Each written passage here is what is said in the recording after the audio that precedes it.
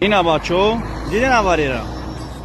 این بچه خدماتی شب قدیم گرانه صدر اومد با پاساژیر خور رفتم میهای کدوم اومد اینا ماشین آدمو اینا آدم بچه هاتیو السلام علیکم مردم غریب انشالله که همه کس خوبه دو برادر میبینه میزنن نصب میره دنیا میگذارن دعاگو باشه که الله مهربان جوش مغفرت جنت کنه دعاگو باشه که پدر مادر یار برادر زن فرزند انسان‌ها را صبر جمیل بده با خواستم یک سخن کنم که برادر عزیز عاقبت تیز حیکنی عاقبت بخوی همه ای همه شما خواهش میکنم